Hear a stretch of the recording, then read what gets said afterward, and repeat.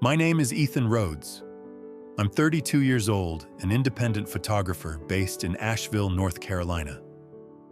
I've built my career from scratch weddings, wildlife magazine features, the kind of work that pays the bills if you're good at it. And I am. But to my in-laws, Charles and Margaret Bennett, what I do has never been enough. To them, I'm just a man with a camera, not a man with a future. My wife Lila sees me differently. She sees the world I create through my lens. But her parents only see what I lack: power, status, control. They've spent years trying to remind me of that. Until one night they went too far, and everything changed. I knew something was wrong the moment I stepped into Charles and Margaret Bennett's house that night. Maybe it was the smell, expensive candles burning in every corner, trying to cover the stale undercurrent of tension that clung to the walls like mildew.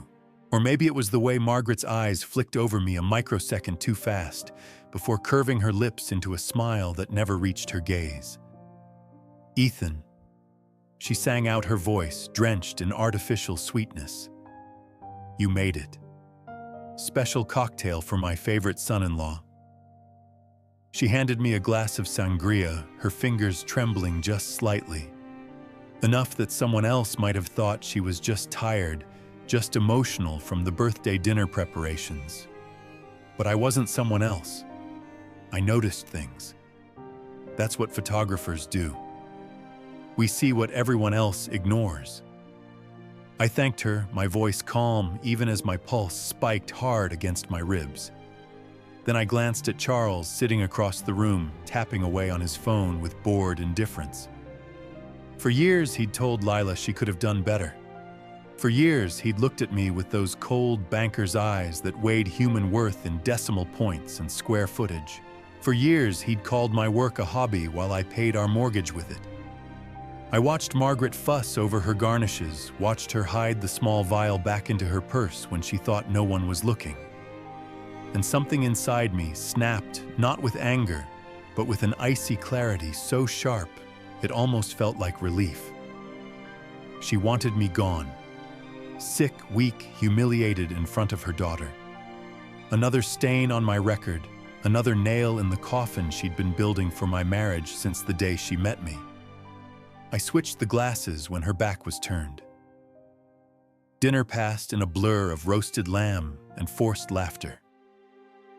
Charles took deep swigs of the sangria while Margaret complimented his appetite. Lila held my hand under the table, rubbing her thumb across my knuckles in that absent, loving way she always did when she sensed I was tense. She had no idea. None of them did. 45 minutes later, Charles went pale. Sweat beaded on his temples as he lurched up from his chair, muttering about food poisoning before stumbling down the hall. The sounds of his sickness echoed through the house, harsh, wet, broken. Margaret froze. Her fork clattered against her plate. Slowly, she looked at me, and in that moment, her eyes gave her away completely. There was no confusion there, no concern, only horror. Horror that her plan had misfired. I didn't flinch. I didn't say a word. I just sipped my water, tasting the metallic chill of my own restraint, as Lila rushed after her father. Later that night, when we finally left, Margaret pressed a container of leftover cake into Lila's hands. Her eyes met mine over her daughter's shoulder, cold, calculating, furious. And that's when I knew something with absolute certainty. My mother-in-law had tried to poison me, and she knew that I knew. On the drive home, Lila babbled about upcoming grant proposals and how she hoped her mom felt better soon. I nodded, murmuring agreement. My eyes fixed on the road ahead, streetlights flaring and dying across the windshield like silent gunshots. I spent that night awake on the living room couch, staring at the dark ceiling, feeling something shift deep in my chest. It wasn't rage. Rage is hot, reckless, explosive. This was colder, slower, more deliberate. Like black ice forming quietly underfoot, invisible until the moment it sends you crashing down. Margaret thought she could play games with me. She thought she could erase me from Lila's life the way she'd erased every man before me who didn't fit her mold. But she forgot one thing. I don't just take photos. I document the truth. The next morning, I called Ryan Patel, a former client, who ran a private toxicology lab. I dropped off the untouched glass I'd hidden from the dinner. When he asked me personal or professional, I simply replied, family. 3 days later, he called.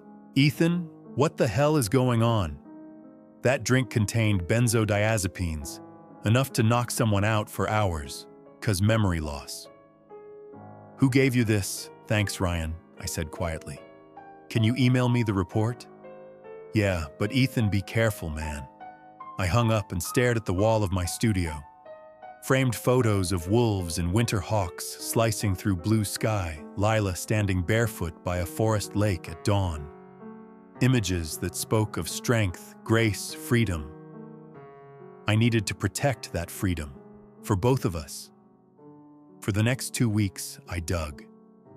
Margaret had prescriptions from 3 different doctors, quiet pharmacy visits, rumors of odd behavior at charity luncheons, whispers of her stealing jewelry from friends' homes, then gaslighting them into believing they'd lost it themselves. Piece by piece, I built a story no one could unsee. Then came the call from Lila. Mom wants some new profile photos for her charity's website. She asked specifically for you. I felt my lips curl into something that wasn't quite a smile. Sure, I said. Tell her I'll come by Saturday. That morning, I arrived with my camera bag in one hand and a sealed envelope in the other. Margaret greeted me in pearls and Chanel hair, perfect lipstick, flawless. Her mask. Before we start, I said calmly, handing her the envelope, I thought you might want to see this. She opened it with shaking fingers. Toxicology report, pharmacy records, a short note from Ryan summarizing her dosages. This is absurd, she whispered. I would never. We both know what happened. I cut her off. What I don't know is why. Her face twisted, the polite veneer crumbling into something ugly and raw. You're not good enough for my daughter, she spat. You never will be. A man should provide security, not pictures. I let her words hang there sour and heavy. Then I leaned forward, my voice low. And drugging me was your idea of protecting her. It wasn't going to hurt you, she snapped. Just make you sick enough to miss that ridiculous exhibition. Show Lila you're unreliable. Make her rethink her choices. I exhaled slowly, feeling the cold in my chest settle into something solid. Here's what happens next, I said quietly. You're going to tell Charles what you did. Then you're both going to start treating me with respect. Not because you've suddenly decided I'm worthy, but because the alternative is Lila finding out exactly who her parents are. She laughed, brittle and sharp. She'll never believe you over us. I picked up my camera bag. Maybe not, but she'll believe the lab report, the prescription records, the neighbors you've alienated. Are you willing to bet your relationship with your daughter on that I left without taking a single photo? Outside, the morning air was bright and cold, the world sharp and full of truth. Margaret thought she could erase me. She had no idea who she was dealing with. Dinner at Charles and Margaret Bennett's house had always felt like walking into a lion's den wearing a paper crown. But that night, Margaret's birthday dinner, something was different. The air felt off. Too sweet, too rehearsed, like the walls themselves were holding their breath, waiting for a cue only they could hear. I had just gotten back from Montana the night before. 7 days spent knee-deep in snow tracking bison through frozen plains for a National Geographic spread that would pay our mortgage for 3 months. My face was raw from the wind, my fingertips still numb from the cold, my camera bag lying unpacked by the door at home. All I wanted was a hot shower to thaw the ache from my bones, my wife's quiet laughter to soothe my mind and sleep that didn't come in fits. But instead, I stood in the Bennett's spotless colonial kitchen, smelling disinfectant and roses, watching Margaret fuss over dessert with a smile that was all teeth. Her voice dripped syrup, but her eyes were needles. "Special cocktail for my favorite son-in-law," she sang, lifting 2 glasses of sangria toward me. But I saw it. The flicker of her wrist. The tiny glass vial disappearing into her apron pocket. The swirl of liquid catching the kitchen light darkening just slightly in one glass. This wasn't a birthday toast. It was a test. Or maybe an execution. I thanked her. I smiled, though my pulse pounded like war drums in my neck. My vision narrowed until it was just her, just the glasses, just the truth of what she had done. Then, with one simple gesture as effortless as brushing lint from my coat, I switched them. Silent rebellion. Wordless war. In the dining room, Charles sat at the head of the table bragging about market shares and new investments, his voice droning like a distant lawnmower. He spoke about real work, while my wife Lila squeezed my hand under the table, her thumb tracing invisible words of apology into my skin. She didn't know she was saying, "I'm sorry for them." She didn't know she was the only thing keeping me anchored to that chair at all.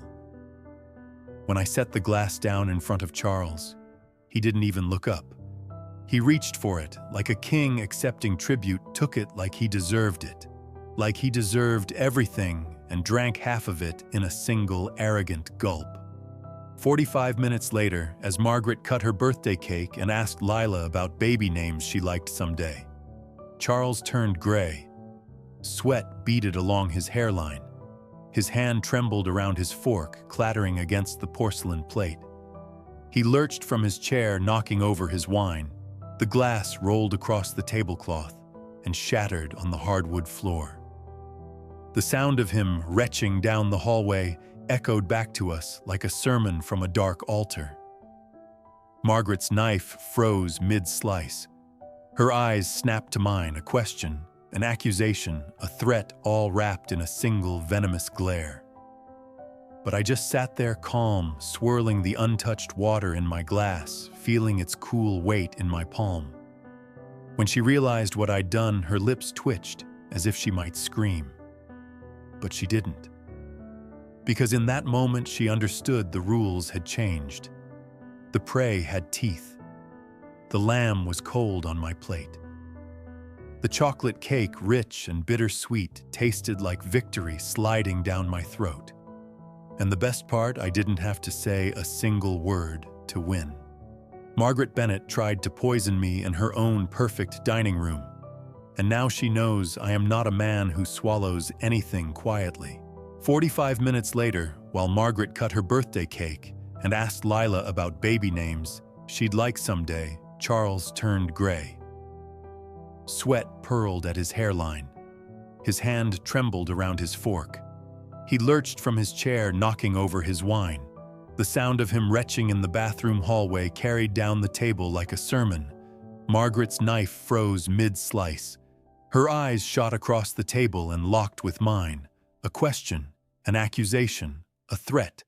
But I just sat there, calm, swirling the untouched water in my glass. That's when my phone buzzed in my pocket. I pulled it out and glanced at the screen. An anonymous number. One new message. Wrong target.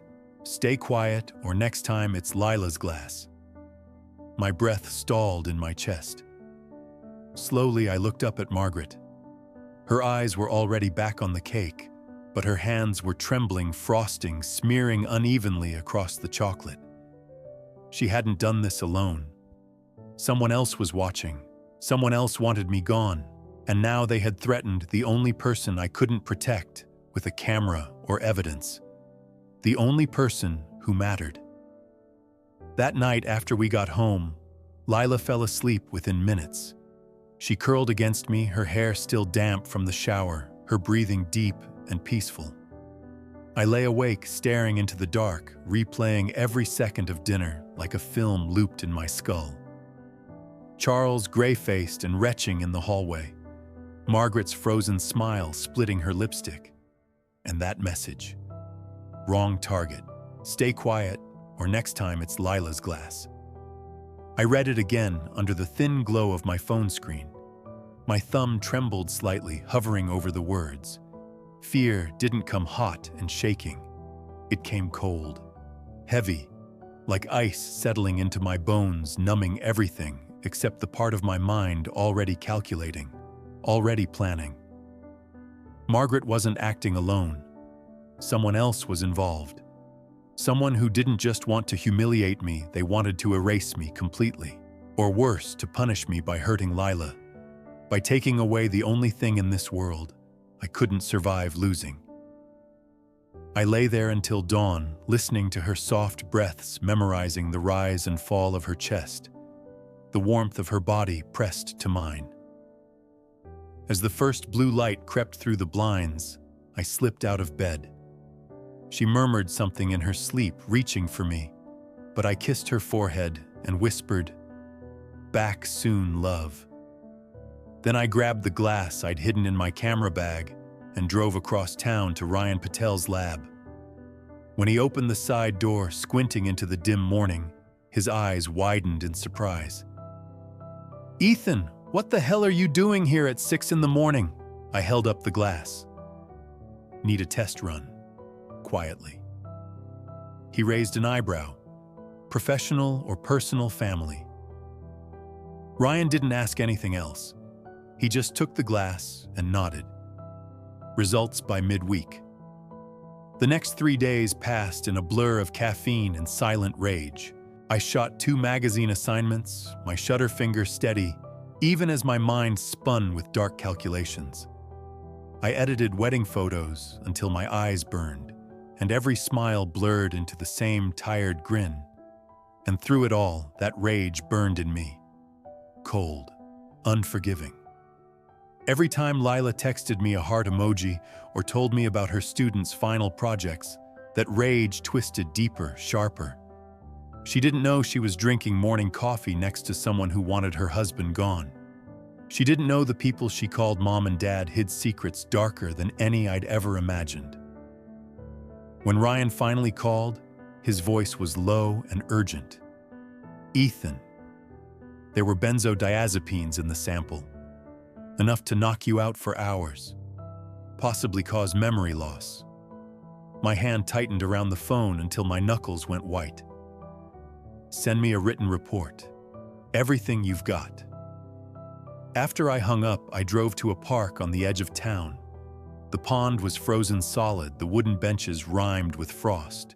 I sat down, feeling the cold bite through my jeans, and let the truth settle over me like a heavy, suffocating blanket. Margaret had tried to drug me, but that message proved something bigger. Someone else had orchestrated it. Someone who knew exactly how to strike fear so deep I wouldn't fight back. Someone who wanted me compliant, silent, erased.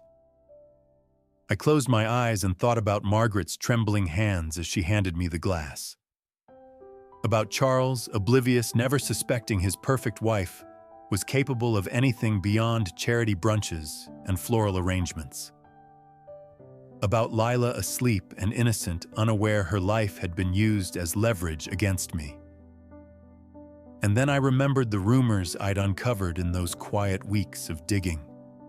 Margaret forging prescriptions under 3 different doctors' names. Strange behavior at charity galas. Accusations of theft at her country club hushed up with hefty donations. A pattern of manipulation dressed up in pearls and soft-voiced pity. I realized something then, something so chilling, it felt like my blood turned to ice in my veins. This wasn't just about me. This wasn't just about her. This was about control, absolute, unchallenged control over everyone in her orbit. And now she knew I wasn't as easy to break as the others. I imagined her sitting at her vanity, carefully removing her diamond earrings, watching herself in the mirror with those cold, calculating eyes. Replaying what went wrong, planning her next move. Because there was always a next move with Margaret Bennett. But what she didn't know was that I was done playing her games. Done swallowing her poisons with a polite smile. Done staying silent to keep the peace while she built her kingdom of quiet terror. Because in that moment, as the winter wind sliced across my face and the frozen pond lay silent before me, I made a promise I would rip the mask from her perfect face. I would show everyone the truth she'd spent her life hiding, the truth she'd buried under catered dinners and manicured gardens and those sharp, saccharine smiles. And if doing that meant burning every bridge she thought she owned, if it meant tearing down every illusion she built to keep us small and silent, then so be it. Especially then. Because Margaret Bennett wanted war, and she just handed me the perfect reason to start one. Saturday arrived with an icy rain slashing across Asheville's streets, the kind that didn't just soak you, it invaded, seeped into your bones, and lingered there, cold and merciless. I sat in my truck outside the Bennett house engine, ticking as it cooled, watching thin rivers of water snake down the windshield. My camera bag sat on the passenger seat, unzipped, just enough to reveal the thick envelope tucked beside my lenses. An envelope packed with truths sharp enough to cut through Margaret Bennett's perfect world. For a long moment, I stayed there listening to the rain hammer the roof, letting the cold quiet my pulse, until my breathing felt controlled, contained. Then I stepped out, pulled my hood up against the freezing wind, and walked up the stone steps, each footfall deliberate, heavy, with purpose. Margaret opened the door before I could knock, as if she'd been standing there waiting. She wore cream cashmere pearls tight at her throat, lipstick, a flawless shade of coral that screamed wealth and power. She smiled wide and gracious, but her eyes were knives hidden behind glass. Ethan, she sang her voice bright as holiday ribbon. Right on time. I always am, I replied, stepping inside. The scent of lavender polish and bleach hit my nose instantly. Clean, sterile, controlled, just like her. She led me into the sitting room, gesturing elegantly to the bay window. I thought we'd take some portraits here. Natural light is so flattering. I set down my bag on the polished oak floor, unzipped it slowly, feeling her gaze tighten on my hands. Then I pulled out the envelope instead of my camera. What's that? Her tone lost its brightness, turned wary sharp around the edges. Proof, I said softly, handing it to her. She took it with trembling fingers, glancing nervously toward the hallway to ensure Charles wasn't within earshot.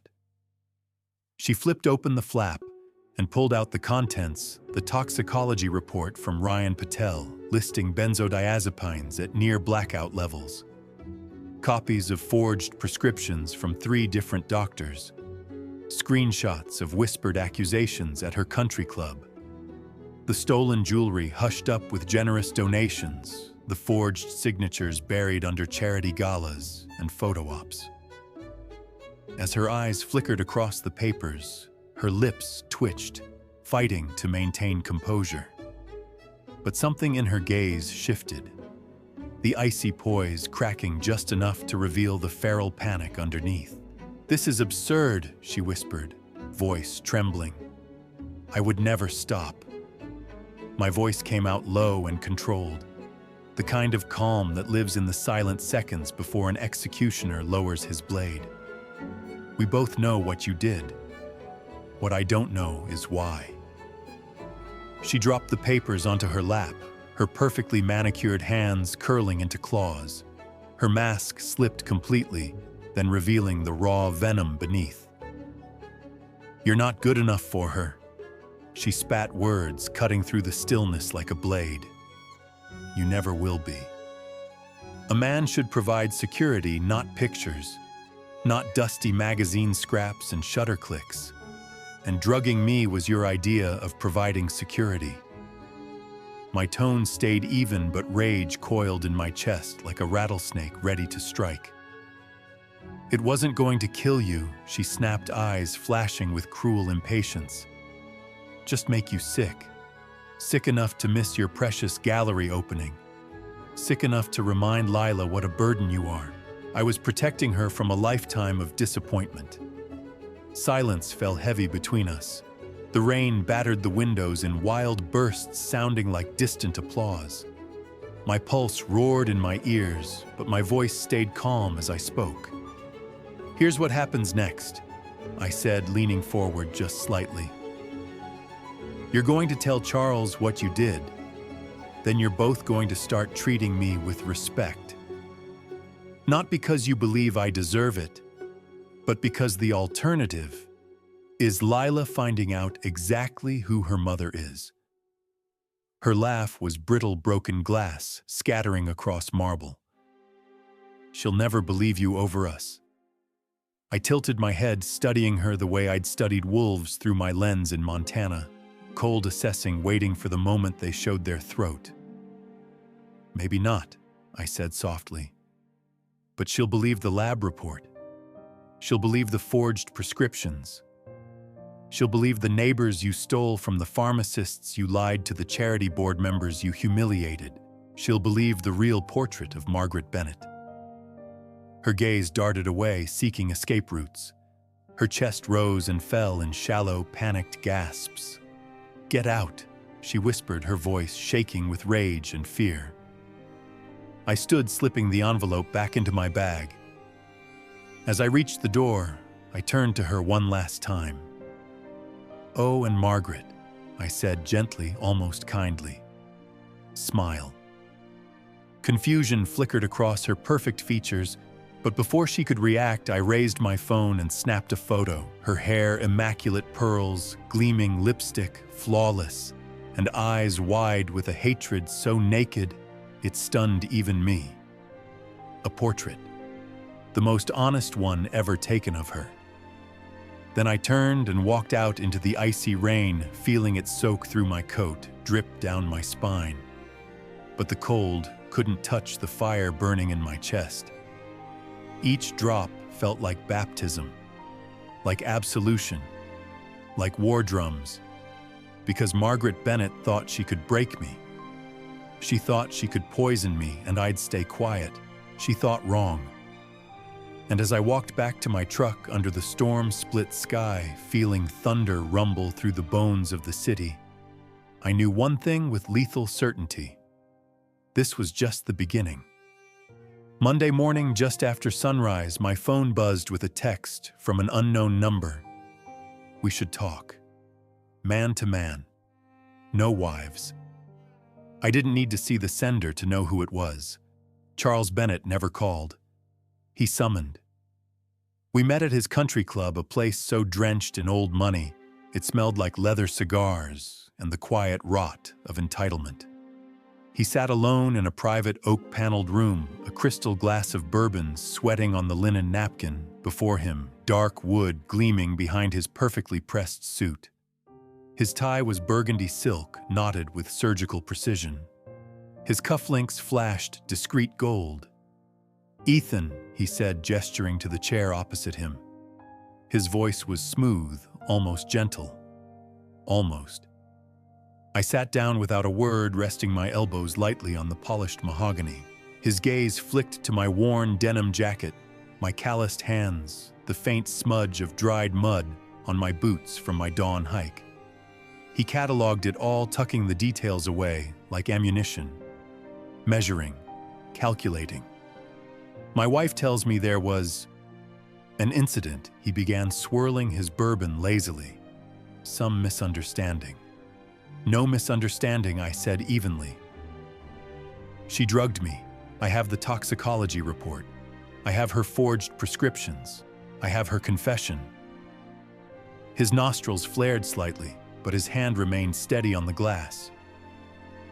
Margaret's mental health has been delicate lately. She takes medication for her nerves. I'm sure you misinterpreted something. Save it. I cut him off, my voice low and flat as black ice. She admitted it. And if Lila knew what you both tried to do. He slammed his glass down so hard bourbon sloshed over the rim droplets, scattering across the linen. The sound echoed off the paneled walls like a gunshot. For a second, the mask slipped. His eyes went dark, flat, shark-like. You think you're clever, he hissed, leaning in. You think you're the first man to sit here threatening me with your righteous indignation. I didn't flinch. Didn't blink. I think I'm the last man you'll ever underestimate. His lips curled into something almost like a smile, but it never reached his eyes.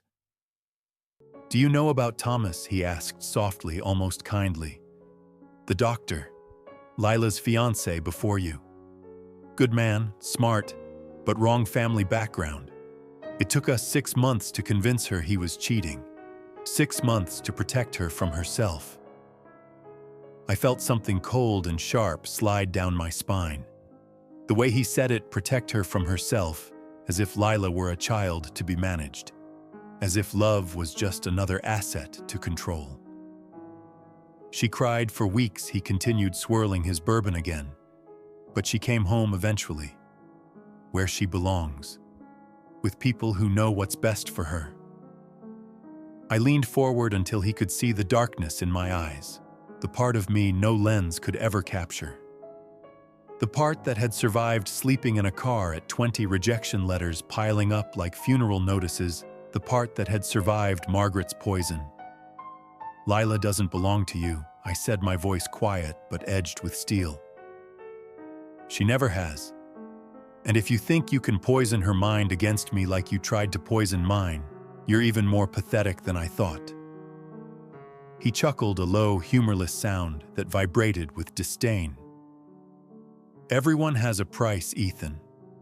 You married into this family thinking you'd gain something. Status, money, connections. Let me make you a real offer. He reached into his inner jacket pocket and pulled out a folded piece of paper. He slid it across the table with 2 fingers. A check. Blank. Signed. Leave Lila, he said softly, almost bored. Take this and walk away. No fuss, no drama. We'll tell her you got an offer overseas, that you chose your career. She'll mourn, but she'll survive, and you'll get what you came for. I looked down at the check, crisp, weightless, worthless. I picked it up between my fingers, tore it neatly in half, and laid the pieces back in front of him. I didn't marry Lila for money, I said, each word deliberate, unhurried. I married her because she's the only person in this world who sees me as I am and loves me anyway. That's something you'll never understand. His jaw clenched so hard, I saw a vein jump at his temple. Walk away, Ethan, he growled, his voice stripped of civility. While you still can. I stood, slowly sliding my camera bag over my shoulder, feeling its familiar weight ground me. I leaned down so close he could smell the mountain wind still clinging to my coat. You're right, I said, my voice a whisper, sharp as broken glass. I will walk away. But not from Lila. From you. I turned and left without looking back. Outside, the early winter sun was cresting over the mountains, gilding the bare branches in molten gold. The cold wind sliced across my face, but for the first time in weeks, I felt warmth bloom in my chest. A fierce, steady heat. Charles Bennett thought power was money. That love could be bought. That loyalty could be broken with threats and checks. He was wrong. This was only the beginning, and I would show him exactly how wrong he was. I parked outside the Bennett house in the freezing rain, my camera bag beside me, an envelope thick with truths tucked next to my lenses. The wipers cut back and forth, smearing the darkness into streaks of shadow and light. I sat there for a moment, listening to the rain hammer the windshield, feeling the silence inside the car coil tight around my ribs. When I finally stepped out, icy needles of rain stabbed through my coat, soaking me instantly. I walked up the stone steps, boots echoing against marble, and before I could knock, the door swung open. Margaret stood there, framed in warm chandelier light, wearing cream cashmere and pearls tight around her throat. Her lipstick was flawless, a shade of deep wine that matched the polished floors. She smiled, wide teeth sharp behind red. But her eyes were cold steel, calculating, flicking over my damp hair, my unshaven jaw, my trembling hands. "Ethan," she sang, her voice too sweet, too bright, slicing through the storm like glass. Right on time.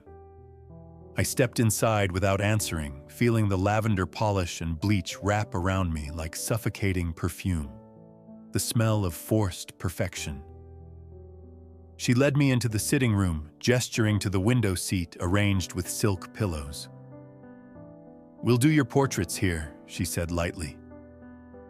I set down my bag on the rug, unzipped it slowly. Her gaze tightened, following every movement. Then I pulled out the envelope instead of my camera.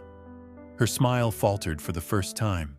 "What's that?" she asked, voice tightening around the edges. "Proof," I said quietly. Her hands trembled as she took the envelope, flipping through its contents. The toxicology report listing benzodiazepines at blackout levels. The forged prescriptions under 3 different doctors' names. The screenshots of country club rumors, hush money donations, committee removals. Each page turned slower than the last, her breathing turning ragged. "This is absurd," she whispered, her voice breaking like thin ice.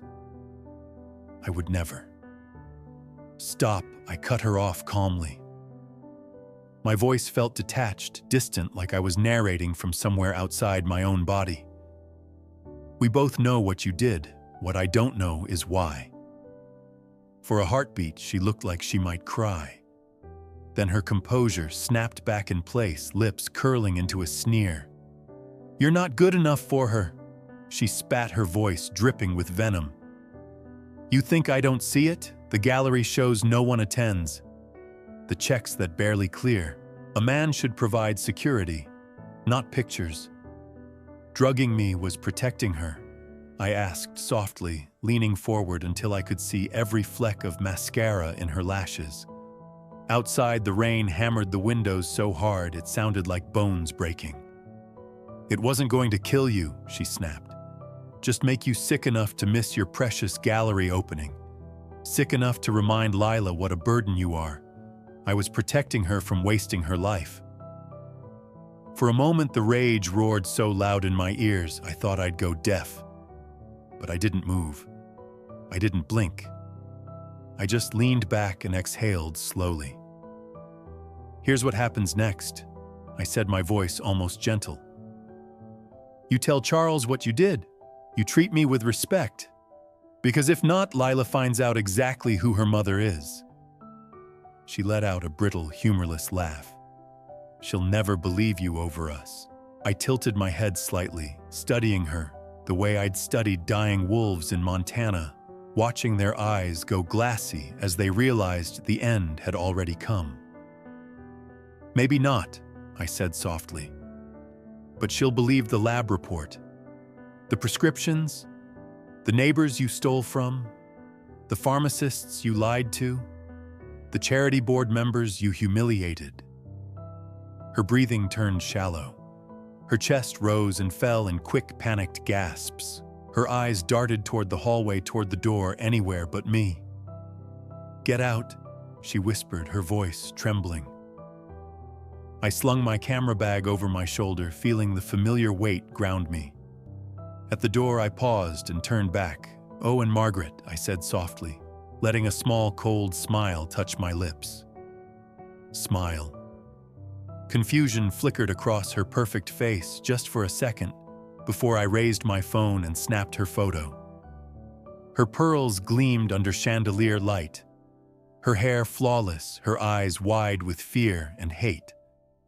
A portrait, the truest one ever taken of her. Then I stepped out into the freezing rain, feeling it soak through my coat, run down my spine pool in my boots. But it couldn't touch the fire burning inside me. The storm around me was nothing compared to the storm within. She thought she could break me. She thought her poison would silence me forever. She thought wrong. Because now she knew I am not a man who swallows anything quietly. I am the man who turns your secrets into your downfall. And I had only just begun. That night the rain came down in heavy sheets, blurring the world into streaks of gray. I drove us to the Bennett's house in silence. Lila sat beside me, staring out the window, her face a mask of grief and steely resolve. Nathan and Clara followed close behind in their SUV headlights glowing dim through the storm. None of us spoke as we walked up the polished stone steps. We didn't need to. The air between us was thick with unspoken truths and final decisions. Margaret opened the door, her perfect pearls catching the foyer light, her brittle smile stretching across too red lipstick. "Darling," she said to Lila, ignoring the rest of us as if we were staff in her pristine world. "What's all this you should have called?" "We're here to talk," Lila replied quietly, stepping past her into the house without waiting for an invitation.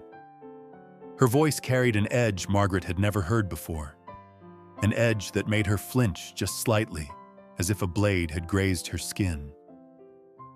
Charles emerged from his study whiskey glass, in hand eyes narrowing as he took in the scene. "What's going on here?" he demanded, his voice carrying the practiced command of a man used to obedience.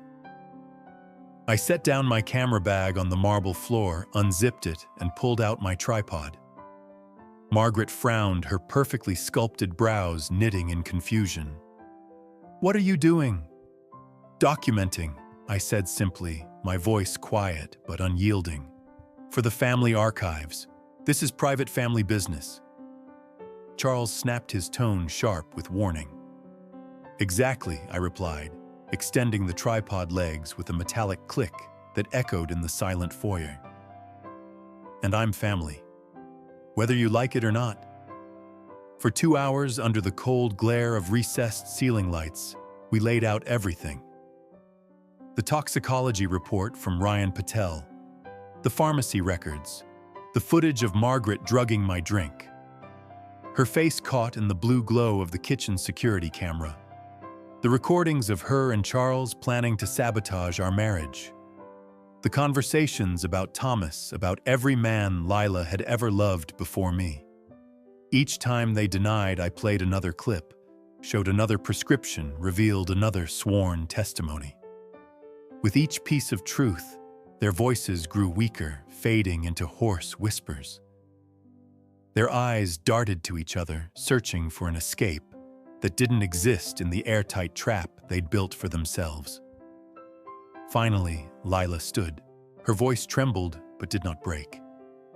Tears slid down her cheeks, glistening in the harsh light, but her gaze never wavered.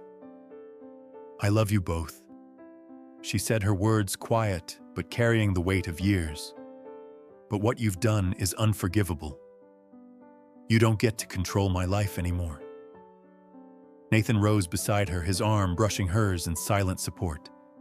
"She's right," he said firmly. "We choose our own lives." Margaret began to cry, but there was no remorse in it. Only fear. Fear of losing the power she'd clung to her entire life. Charles just sat there, staring at the floor, his mouth slack, his hands shaking against the glass of untouched whiskey. I packed up my equipment, each movement deliberate, unhurried. Then I placed a small USB drive on their polished mahogany coffee table.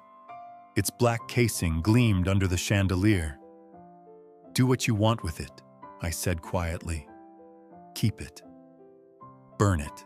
But know this, if you ever interfere again, if you ever try to manipulate Lila or speak against me, copies go to every partner at your firm, every member of your country club, every friend you've ever used, to measure your worth. Charles looked up at me then. His eyes, dark with hatred, flickered with something else, respect. Twisted and grudging, but real. "I underestimated you," he said hoarsely. "Yes," I replied, my voice cold and final. "You did?" As we left, Margaret sobbed into her manicured hands, her pearls rattling against her chest with each ragged breath. Outside, the rain had finally stopped. The driveway shone slick under the streetlights. The air smelled clean, raw, honest. Lila slipped her hand into mine as we walked down the steps, her grip tight and unbreakable. "Thank you," she whispered, her voice breaking just slightly. I shook my head, squeezing her hand back. "Don't thank me. This isn't over. They'll try again." She turned to me, then, eyes fierce and bright, with a fire I had never seen burn so clearly. "Then let them try," she said softly. "Because this time I'm ready." Driving home through the wet, dark headlights slicing through the quiet,